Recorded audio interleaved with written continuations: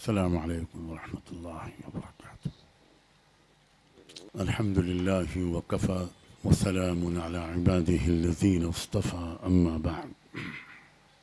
काबिल एहतराम माहिरीन तालीम, बुज़ुर्गों, भाइयों, बहनों और बेटियों, मैं माज़रत ख़्वाह हूँ इस पर भी कि अपनी बीमारी की वजह से खड़े होकर बात नहीं कर सकता।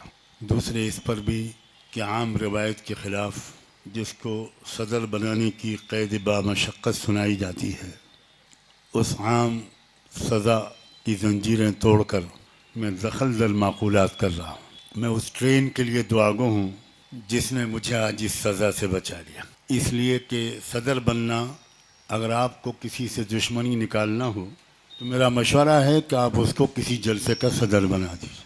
वो आपका शुक्रिया अदा करेगा और आपकी भड़ास भी निकल जाएगी।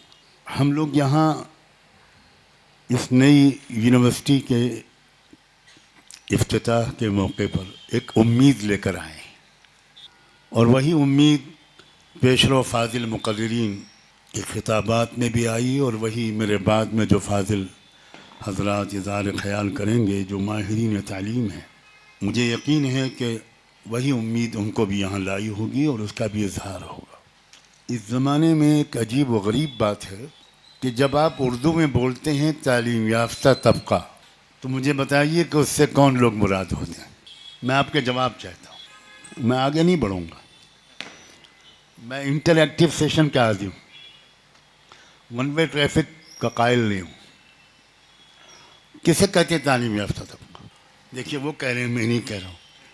मॉडर्न एजुकेशन जो लोग लेते हैं उनको कहते हैं तालीम याफ्ता, और जो लोग कुरान और हदीस पढ़ते बड़े हुए होते हैं उनको तालीम याफ्ता नहीं कहा जाता।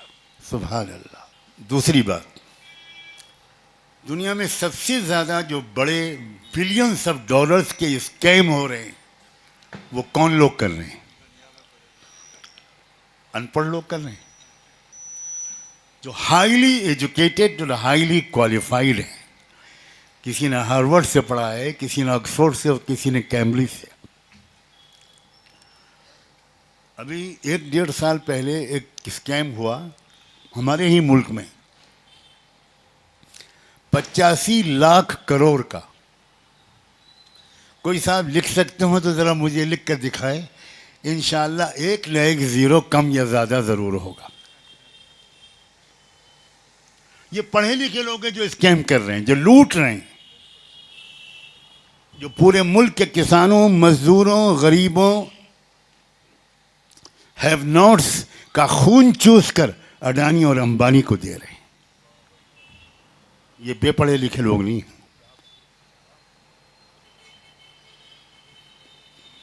ये कौन सी तालीम है जो पढ़े लिखे लोगों को डाकू बना रही है, इंसानियत छीन रही है उनकी, उनके दिल से रहम दिली निकाल रही है, खुद गर्जी भर रही है। हम जिस उम्मीद पर आए हैं, खुदा करे कि वो उम्मीद बर आए, पूरी हो। वो ये है कि इस यूनिवर्सिटी में साइंस और टेक्नोलॉजी के साथ रूहानी और अखलाकी कदरें भी सिखाई जाएंगी। मैं मार्केट में राइज अल्फाज इस्तेमाल नहीं कर रहा हूँ।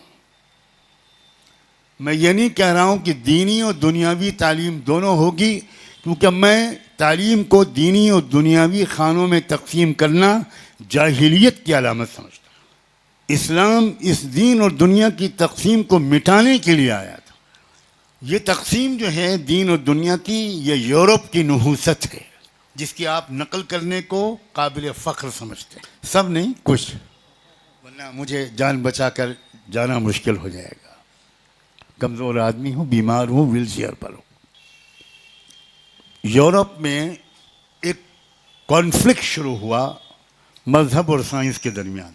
ये कॉन्फ्लिक्ट कभी आलम इस्लाम में नहीं हुआ, कभी बगदाद में नहीं हुआ, कभी बसरा और कूफा में नहीं हुआ, कभी मक्का, मदीना और दिमश्क में नहीं हुआ, कभी काहिरा और रिबात, मराकश, अलजायर, अल्जीरिया कभी नहीं हुआ। जामिया क़रवीन दुनिया की सबसे पुरानी यूनिवर्सिटी है। एक ही उस्ताद उसमें इंजीनियरिंग पढ़ाता था, वही उस्ताद दूसरे क्लास में जाकर हदीस पढ़ाता था। अगर आपने नाम सुना हो तो इमाम रब्बानी मुजद्दिद अल-फसानी रहमतुल्लाह अलैह इस्लामी तारीख़ के दूसरे मिलीनियम के सबसे बड़े मुजद्दिद आलिम गुजरे हैं, जिन्होंने इस मुल्क को पहली बार ब्राह्मण और हिंदू राष्ट्र बनाने से ज़बरदस्त हिकमत और हिम्मत के ज़रिए रोका था और कामयाब कोशिश की थी। मुझे यकीन है कि आप में से किसी ने उनकी तारीख़ नहीं पढ़ी होगी, क्योंकि मुझे मुसलमानों से ज़्यादा कम पढ़ने वाली कोई कौम आज की दुनिया में नहीं मिलती। मैंने तकरीबन तमाम यूरोप के मुल्कों का सफ़र किया है, साउथ और नॉर्थ अमेरिका के कई बार सफ़र किए हैं, उसके अलावा और भी बहुत से मुल्कों का सफ़र किया है। आम तौर पर वहाँ ट्रेन में लोग जा रहे होते हैं, प्लेटफॉर्म पर बैठे होते हैं, फ्लाइट में होते हैं, एयरपोर्ट पर इंतज़ार कर रहे होते हैं। 90% 80% लोगों के हाथ में कोई किताब होती है, और वो किताब शेर व शायरी की नहीं होती। मौलाना अमरीन महफूज रहमानी साहब से माजरत के साथ मुसलमानों को शेर व शायरी ने तबाह किया। शायराना जहन साइंटिफिक नहीं होता। जितना इंसान अनसाइंटिफिक होगा उतना ही कामयाब शायर होगा। बहुत ख़तरनाक लफ्ज़ बोल रहा हूँ, जो शायर लोग बैठे हो ज़रा उनसे मुझे बचा लेना। वमा अल्लमनाहु शिअर मा यंबग़ी लह, इसलिए मैंने जितने शेर याद किए थे सब मौलाना अमरीन साहब को तोहफे में दे दिए। मौलाना कह रहे हो मैंने खुशी से कबूल कर लिया। मैंने बिल्कुल सही जगह पर दिया ना, मेरा चॉइस भी तो कितना सही है। अदब ये ज़ौक़ है मौलाना को। मैं तो गांव का आदमी हूँ। अल्लाह ने 2 किताबें लिखी हैं। मैं इस यूनिवर्सिटी के कायम करने वाले साहब को बताना चाहता हूँ, इसको नोट करें और रिकॉर्ड करें। यहाँ अल्लाह ने इस कायनात में दुनिया में 2 किताबें लिखी। एक किताब अल्लाह ने अपनी सिफत हिदायत, सिफत अम्र से लिखी है, उस किताब का नाम है कुरान। और एक किताब अल्लाह ने अपनी सिफत खल्क से लिखी है, वो है यूनिवर्स। ये पूरी कायनात, ये हवा, ये ज़मीन, ये समंदर, ये पेड़, ये परिंदे, ये चरिंदे, ये जानवर, ये इंसान, ये एनाटमी, ये सारी कायनात की मखलूक़ात, ये अल्लाह की उस किताब की आयात हैं जिस किताब को अल्लाह ने अपनी सिफत खल्क से लिखा है, और दोनों को अल्लाह ने अपनी आयात ही का नाम दिया है। इन्न फ़ी ज़ालिका लआयातिन लिउलिल अलबाब इन्न फ़ी खल्क़िस समावाति वल अर्ज़ वख्तिलाफ़िल लैली वन नहार लआयातिन लिउलिल अलबाब। ये आसमान और ज़मीन को भी अल्लाह ने आयत कहा है, चाँद सूरज भी आयत है, समंदर भी आयत है, और कुरान की एक एक आयत तो आयत है ही है।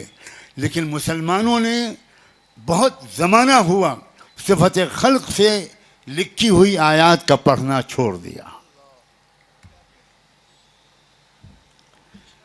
और सिफत अम्र से लिखी हुई किताब का भी यह हाल है कि न रमज़ान होता न तिलावत होती।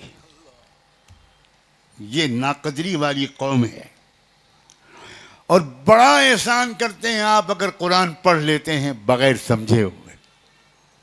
आप कुरान को समझने को बिल्कुल ज़रूरी करार नहीं देते, और ये बिल्कुल गलत नज़रिया है। मैं ये नहीं कह रहा हूँ कि कुरान को बग़ैर समझे तिलावत करना ये बेकार अमल है, नहीं। रहमत दो आलम सल्लल्लाहु अलैहि वसल्लम ने ये तक फरमा दिया कि अगर तुम अलिफ लाम मीम पढ़ोगे तो 30 नेकियां तुमको मिलेंगी। क्या मतलब अलिफ लाम मीम का? Nobody can explain. बड़े बड़े उलमा कह चुके कि हमको नहीं मालूम कि अलिफ लाम मीम का नाम मतलब क्या है। इसका मतलब ये हुआ कि बग़ैर समझे पढ़ना एक हर्फ में 10 नेकियां लाता है। तो अब आप समझिए कि अगर आप समझ कर पढ़ेंगे तो कितना नेकियां मिलेंगी। और नेकियों के अलावा कुरान सिर्फ सवाब और नेकियों के लिए नहीं आया, कुरान रहनुमाई के लिए आया है, और रहनुमाई बग़ैर समझे कैसे ली जा सकती।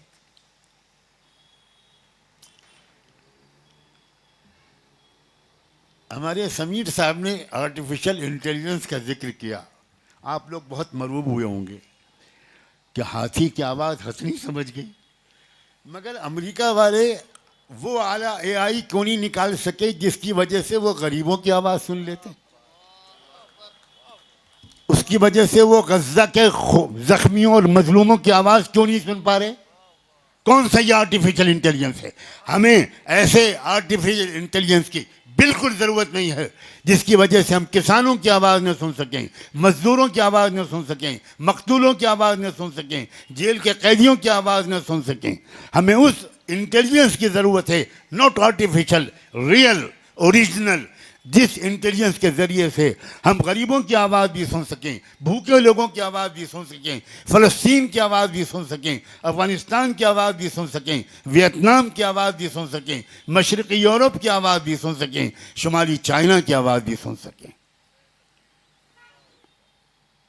हम उस आर्टिफिशियल इंटेलिजेंस से मरूब होने वाले लोग नहीं हैं जिसने तुमको अंधा और बहरा और गूंगा कर दिया, जिसने तुमको बेरहम और संगदिल बना दिया। तुम हाथियों की आवाज समझ लेते हो, इंसानों की आवाज नहीं समझ पाते। बहुत पहले हजरत सुलेमान अलैहिस्सलाम एक परिंदे हुदहुद की जबान सुन चुके हैं। क्या बात करते हो आर्टिफिशियल इंटेलिजेंस की?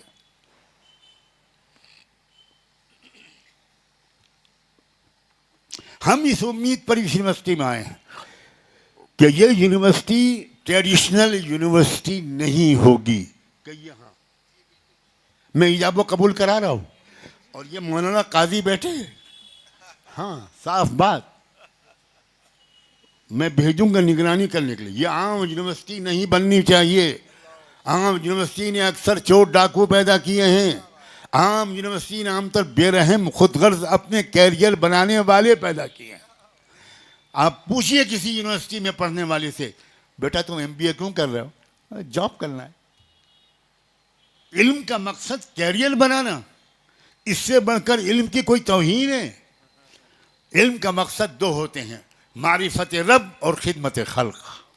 इल्म के दो मकसद हैं, अपने रब को पहचानना और मखलूक की खिदमत करना उस इल्म के ज़रिए जो अल्लाह ने आपको दी है।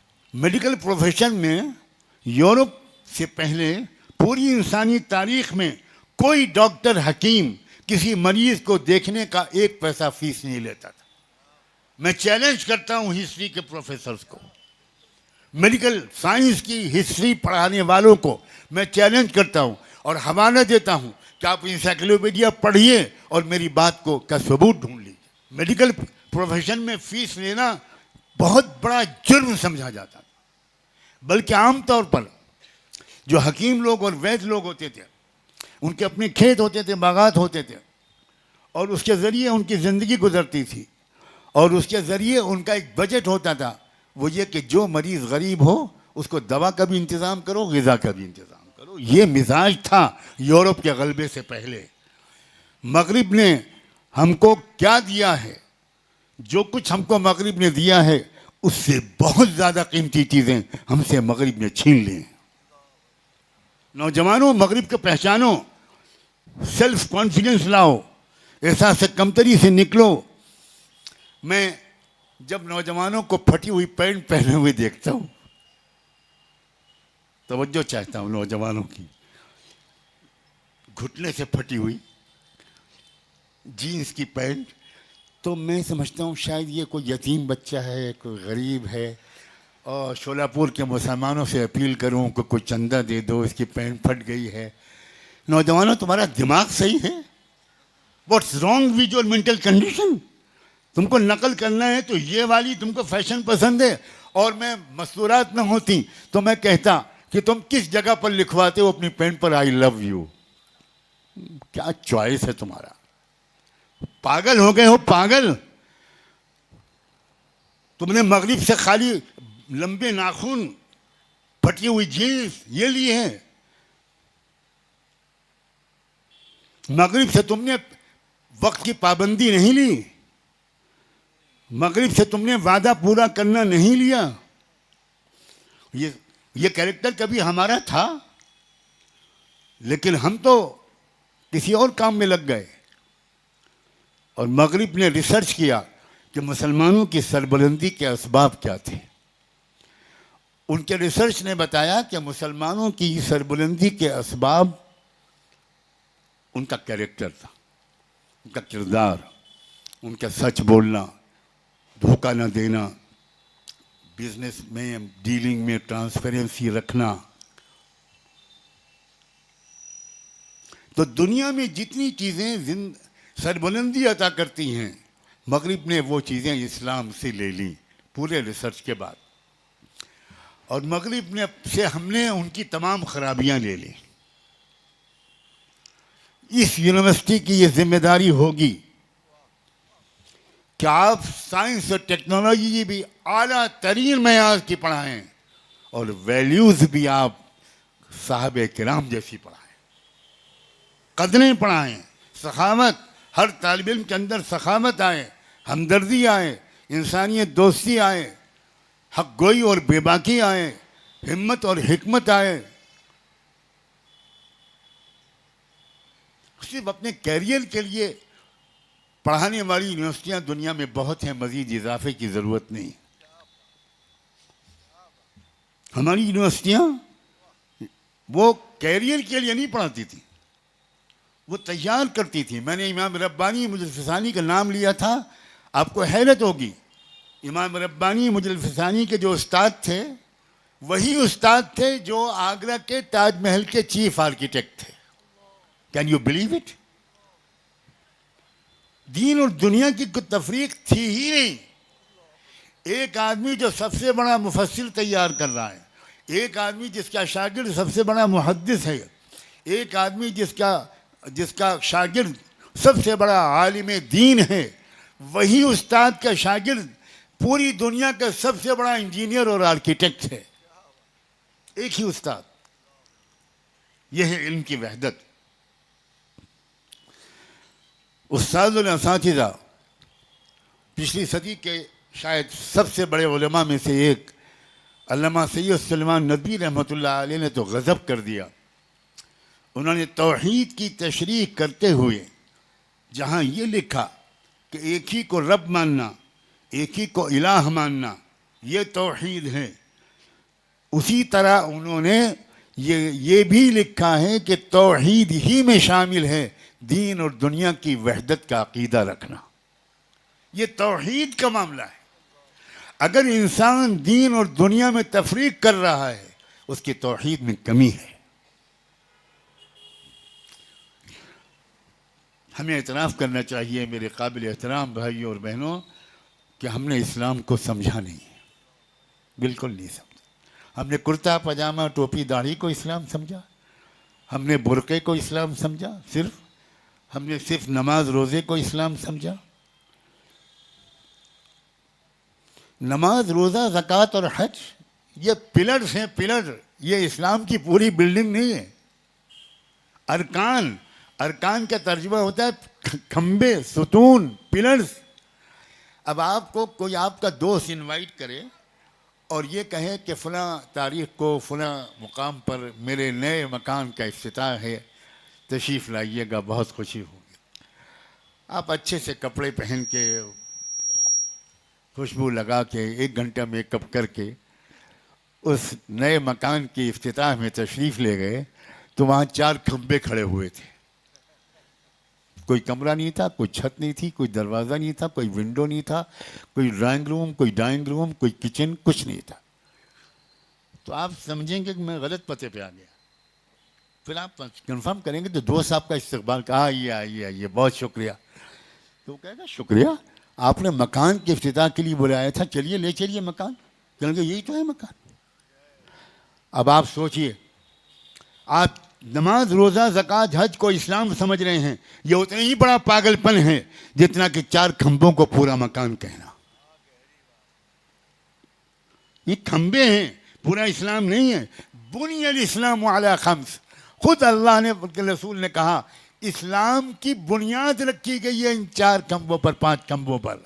इसका मतलब है इस्लाम कुछ और है, समथिंग मोर। इस्लाम में अखलाक हैं, इस्लाम में डिसिप्लिन है, इस्लाम में सफाई सुथराई है, इस्लाम में टाइम मैनेजमेंट है, इस्लाम में माल का सही खर्च करना है, इस्लाम में जालिम को जुल्म से रोकने की कोशिश करना है, इस्लाम में मजलूमों की मदद करना है, इस्लाम में अदालत की कुर्सी पर बैठकर इंसाफ करना है, इस्लाम में सच्ची गवाही देना और झूठी गवाही न देना है। बहुत लंबी इमारत है इस्लाम की। हमें एतराफ़ करना चाहिए कि ज़माने के मुसलमानों की गालिब अक्सरियत ऑलमोस्ट 99% इस्लाम को नहीं समझते। प्लीज़ प्लीज़ इसको सीरियसली लीजिएगा। हम पूरे इस्लाम को समझते ही नहीं। इस यूनिवर्सिटी में आला मेयार की साइंस और टेक्नोलॉजी पढ़ाई जाए, फिजिक्स, केमिस्ट्री, बायोलॉजी, जितने भी उलूम हैं वो पढ़ाए जाएं, बुलंद तरीन मेयार से पढ़ाए जाएं। आप हार्वर्ड और स्टैनफोर्ड के मेयार को भी पीछे छोड़ दीजिए, लेकिन साथ साथ अल्लाह की किताब पढ़ाई जाए, अल्लाह के रसूल से करीब किया जाए नौजवान बच्चों और बच्चियों को। उस अजीम तरीन रहबर इंसानियत रहमत दो आलम सल्लल्लाहु अलैहि वसल्लम। कॉलेज और यूनिवर्सिटी में पढ़ने वाली हमारी बच्चियां इस वक्त कितना जबरदस्त निशाना है दुश्मनों का। सोचिए जरा, कितने बड़े मुजरिम हैं माँ बाप और यूनिवर्सिटी के मुस्लिम असातिज़ा। असल जुर्म माँ बाप का है कि अपने बच्चों और बच्चियों को कॉलेज यूनिवर्सिटियों में भेज देते हैं, उनको कुछ नहीं बताते कि वहां से तुमको क्या लेना है और क्या नहीं लेना, बिल्कुल नहीं बताते।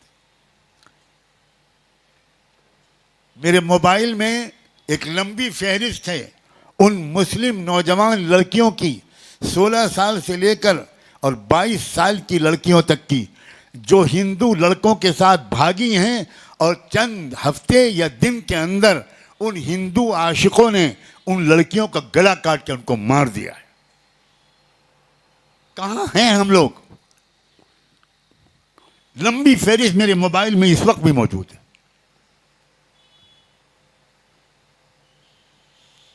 हम अपने घरों में माएँ अपनी बच्चियों की तरबियत नहीं कर रही और बाप अपने बेटों की तरबियत नहीं कर रहे। बाप को पैसा कमाने से फुर्सत नहीं है और मां को टीवी देखने से फुर्सत नहीं। तालीम बगैर तरबियत के उसका नुकसान उसके फायदे से ज्यादा है। मैं जुमला फिर दोहराऊं, तरबियत के बगैर तालीम, इसका नुकसान इसके फायदे से बहुत ज्यादा है। आज हमारी यूनिवर्सिटियों में तरबियत बिल्कुल नहीं हो रही, कतई नहीं हो रही। एक शरीफ लड़की का यूनिवर्सिटी जाना और इज्जत के साथ वापस घर आना मुश्किल हो गया। टीचरों का अपने शागिर्दों को पढ़ाना मुश्किल हो गया।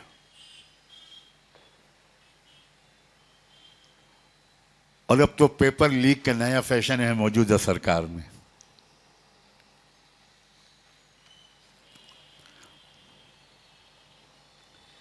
एक इनकलाब की जरूरत है, एक तब्दीली की जरूरत है।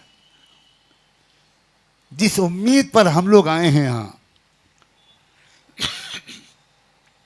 वो यही उम्मीद है कि ये यूनिवर्सिटी एक नई राह निकालेगी। आप मुल्क के कानून की पाबंदी करते हुए यूनिवर्सिटी चला सकते हैं, आपको मुल्क के कानून की पूरी पाबंदी करनी होगी। लेकिन याद रखिए कि मुल्क के कानून में उतनी तंगी नहीं है जितनी हमने समझ रखी है।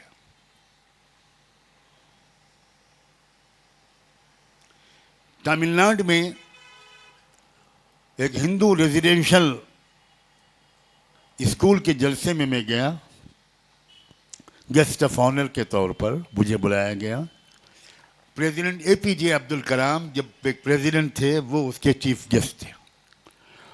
मुझे वहीं उनसे पहली बार मिलने और कुछ बातचीत करने का, साथ में खाना खाने का मौका मिला।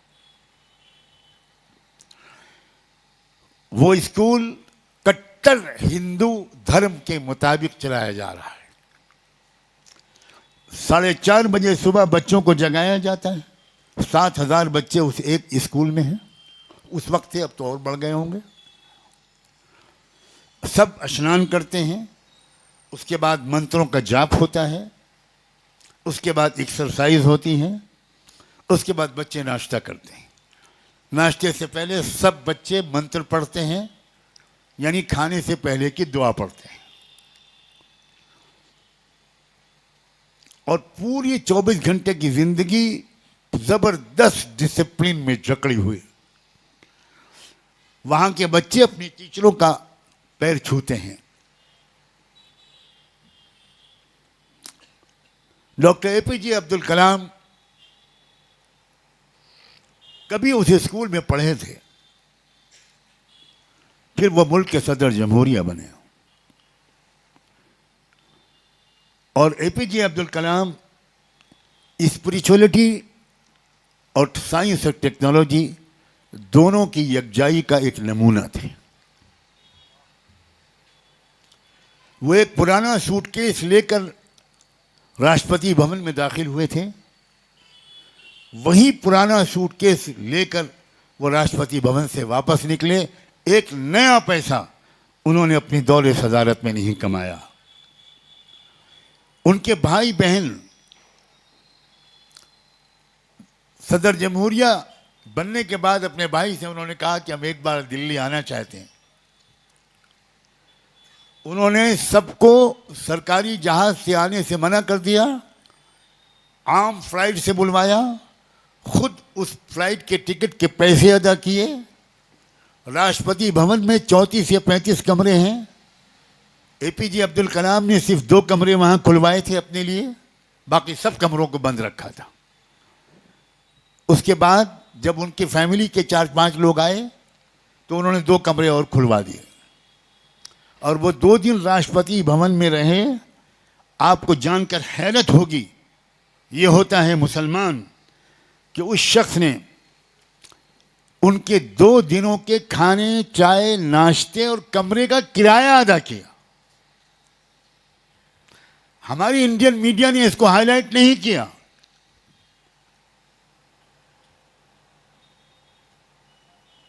हमें अखलाकी कदरें और रूहानी कदरें, जिनका सबसे मोतबर जरिया कुरान और हामिल कुरान रहमत दो आलम सैयदना मुहम्मदुर रसूलुल्लाह सल्लल्लाहु अलैहि वसल्लम है।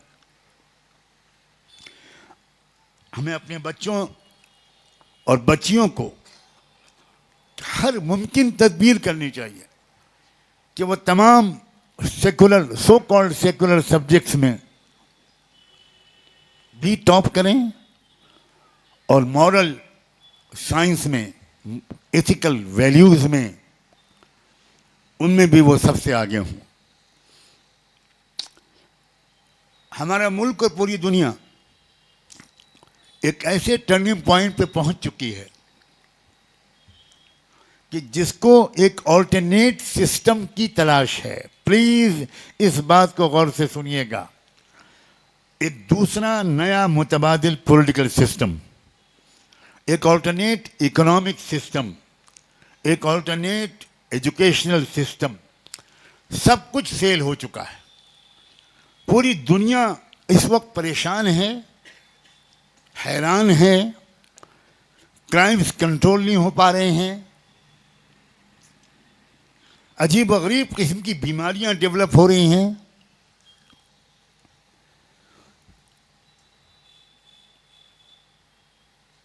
इकोनॉमिक सिस्टम टोटली फेल हो चुका है। इतना कर्जा है अमीर मुल्कों पर कि वर्ल्ड बैंक भी अब हाथ जोड़ के कह रहा है कि नो मोर लोन, अब हम मजीद कर्जा नहीं दे पाएंगे। इतना कर्जा है। ये इकोनॉमिक सिस्टम चूंकि इंटरेस्ट बेस्ड है, ये कभी खुशहाली नहीं ला सकता। मैं किसी भी माहिर इक़्तिसादियात से डिबेट करने को तैयार हूं। अल्लाह का शुक्र है कि पिछले मिलीनियम का आखिरी साल था, 1999 और 2000 के बीच में अक़वाम मुत्तहिदा यूएनओ ने वर्ल्ड पॉलिटिकल लीडर्स की एक समिट बुलाई और उसके बाद उसके अगले हफ्ते दुनिया भर के स्पिरिचुअल और रिलीजियस हेड्स की एक समिट बुलाई। एक अजीब व गरीब इत्तेफाक से मेरा नाम उसमें आ गया। वो भी मैं बता दूं किस तरह आ गया, वरना आप माशाल्लाह बदगुमानी में बहुत आगे हैं। एक तंजीम है वर्ल्ड पार्लियामेंट ऑफ रिलीजन्स, उसकी कॉन्फ्रेंस होने वाली थी साउथ अफ्रीका में, डरबन में। उसके लिए मुझे इनविटेशन आया, मैंने कबूल कर लिया। मैंने एक पेपर लिखा उसमें पेश करने के लिए और मैं दिल्ली पहुंच गया। अगले दिन मेरी फ़्लाइट थी। रात में मुझे चेस्ट पेन हुआ, मुझे स्कर्ट्स हॉस्पिटल ले जाया गया और डॉक्टरों ने थोड़ा मुझे अंडर ऑब्जर्वेशन रहने को कहा। उन्हें डाउट था कि मामला कुछ हार्ट का है। उन्होंने कहा आप अगले हफ्ते तक कोई हवाई सफ़र नहीं कर सकते। अस्पताल में तो मैं 24 घंटे रहा, फिर उन्होंने मुझे डिस्चार्ज कर दिया, लेकिन सफ़र मैं नहीं कर सका साउथ अफ्रीका का।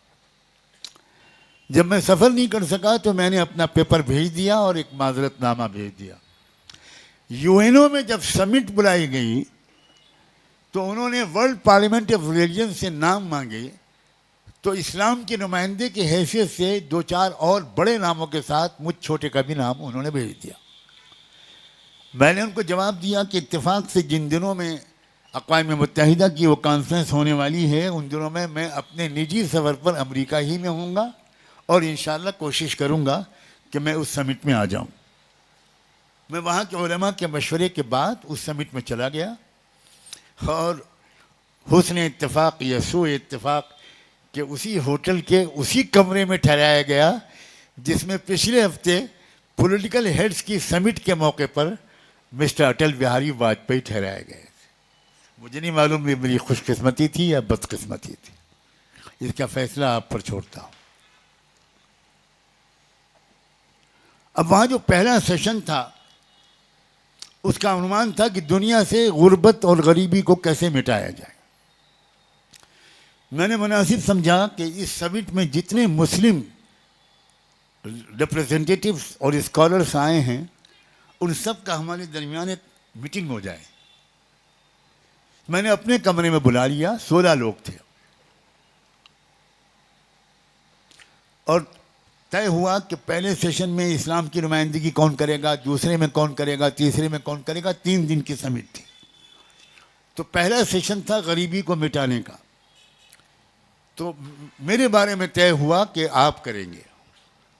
उसमें अरब उलेमा भी थे, एक टर्किश मेंबर पार्लियामेंट बहन आमिना भी थी।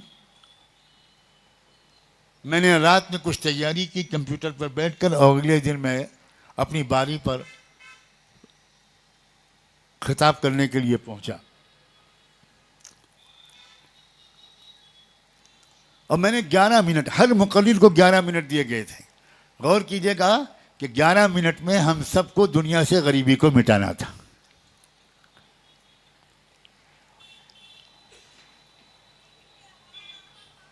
तो मैंने 10.5 मिनट में अपनी बात ख़त्म कर दी।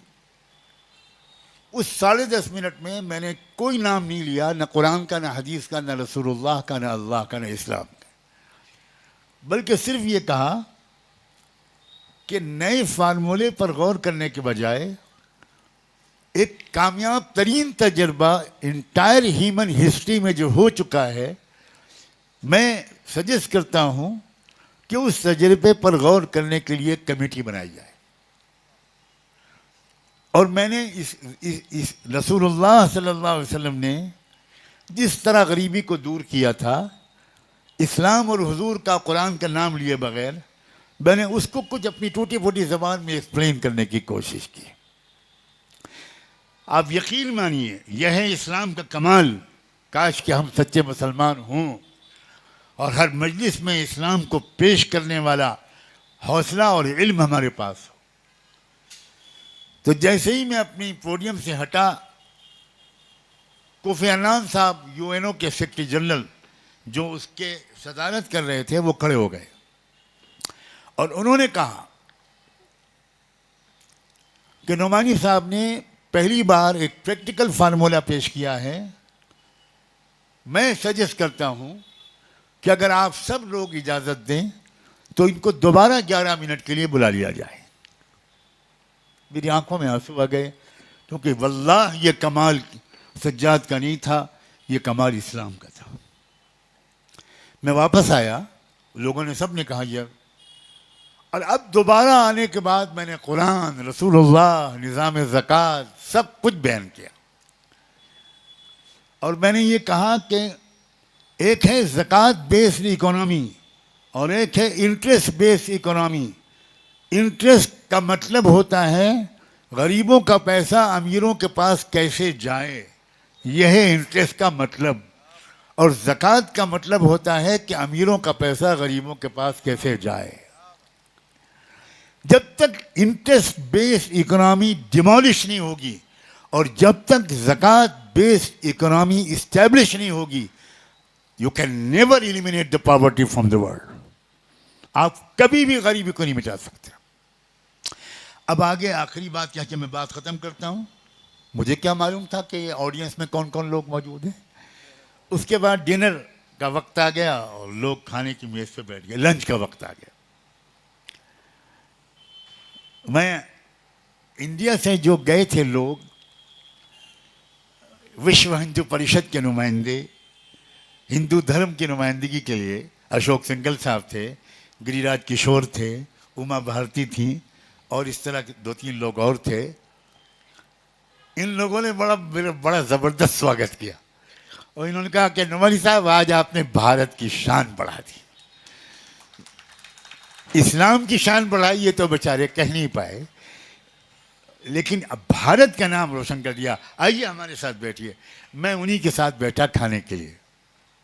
अभी स्टार्टर आना शुरू हुआ था कि एक वर्कर आए सीनियर, उन्होंने कहा कि मिस्टर सेक्रेटरी जनरल अपनी टेबल पर आपको बुला रहे हैं। तो मैं उन सबसे इजाज़त लेकर वहाँ चला गया। कुफैलान साहब ने ये कहा कि ये जो मेरी वाइफ बैठी हैं, she is mesmerized by your speech. और इत्तेफाक से मैंने गाना की मिसाल दी थी और मुझे नहीं मालूम था कि कोफी अन्नान, उनके वाइफ दोनों गाना के रहने वाले, अफ्रीका का पोरेस्ट कंट्री। और मैंने गाना की मिसाल दी कि अगर न्यूयॉर्क का जो बजट है, जो सरप्लस इनकम है न्यूयॉर्क की, मैंने रात में कंप्यूटर पर बैठ के निकाली थी कि इतने बिलियन डॉलर है। अगर वो सरप्लस इनकम गाना की गरीबी को दूर करने पर लगा दी जाए तो 3 से 7 साल में गाना एक डेवलप कंट्री बन जाएगा। अब चूंकि तीर निशाने पर लगा, वो दोनों गाना के थे और मैंने गाना की मिसाल दी, हालांकि मुझे नहीं मालूम था। तो कोफी अन्नान साहब ने कहा कि मैं तो बहुत बिजी हूँ, ये आपकी बात सुनकर बेचैन हो गई हैं, इनको थोड़ा वक्त दीजिए, ये गाना की गरीबी को दूर करने के लिए आपसे एक स्पेशल सेशन चाहती हैं। अगले दिन सुबह 8:30 बजे मेरे कमरे में वो आई। मैंने आमना बहन को भी बुला लिया जो टर्किश मेंबर पार्लियामेंट थी, और फिर उसके बाद पूरा सिस्टम समझाया गया उनको। बहुत एक्साइटेड हो गई और कहने लगी मैं गाना में, यूएनओ में क्या होगा वो आप लोग जाने, मैं गाना में इस ज़कात वाले सिस्टम को लाऊंगी। चुनांचे आपको खुशी होगी, इंशाअल्लाह ईमान बढ़ेगा। 1 साल के बाद रमज़ान की 27वीं शब थी गालिबन, साउथ अफ्रीका। हाँ, मैंने उनसे कहा देखिए मेरे लिए तो आना जाना मुमकिन नहीं है, साउथ अफ्रीका के 2-3 उलमा हैं, मैं आपको उनसे कनेक्ट करता हूँ, वो आपके यहाँ आते रहेंगे, आप उनके यहाँ विज़िट करती रहिए। और एक इम्प्लीमेंटेशन एग्जीक्यूशन इसका कैसे होगा, आपका टैक्सेशन लॉ ज़कात के निज़ाम के मुताबिक कैसे बनेगा, इसको आप उनसे डिस्कस कीजिएगा। वो लोग बराबर राब्ते में रहे, आते जाते रहे। और 1 साल के बाद गाना की पार्लियामेंट ने टैक्सेशन लॉ को बदल कर 100% तकरीबन टैक्सेशन लॉ को ज़कात के कानून के मातहत कर दिया। यह है इस यूनिवर्सिटी से उम्मीद। ऐसे स्कॉलर्स पैदा कीजिए, फॉलोअर्स नहीं, लीडर्स तैयार कीजिए। लीडर्स कौम को लीडर्स की ज़रूरत है और हमारे नौजवानों, बच्चों और बच्चियों में सलाहियत की भी कोई कमी नहीं है। अब सारे इज़्म फेल हो गए, सोशलिज्म फेल हो गया, कम्युनिज्म फेल हो गया, कैपिटलिज्म फेल हो चुका, खुदकुशियाँ हो रही है, मेंटल इलनेस बढ़ रही है, पता नहीं क्या क्या हो रहा है। अब वक्त आया है कि हम दुनिया को इस दुनिया के सामने इस्लाम को सही तरीके से प्रेजेंट कर सकें। इस्लाम की खूबसूरती में कोई कमी नहीं है, लेकिन हमारे प्रेजेंटेशन में बहुत ख़राबी है। हम सही तरीके पर इस्लाम को प्रेजेंट नहीं कर पा रहे हैं। जो लोग मॉडर्न बनना चाहते हैं वो इस्लाम को छोड़कर मॉडर्न ही बन जाते हैं, और जो बहुत ऑर्थोडॉक्स पक्के मुसलमान बने रहना चाहते हैं वो ज़माने के चैलेंजेस को नज़रअंदाज कर देते हैं। इसी चैलेंज को फेस करने वाली एक यंग जनरेशन तैयार हो इस यूनिवर्सिटी से और इस तरह की और यूनिवर्सिटियों से। इन्हीं दुआओं पर और आपके शुक्रिया पर मैं अपनी बात को ख़त्म करता हूँ। जज़ाकुमुल्लाह, बहुत बहुत शुक्रिया।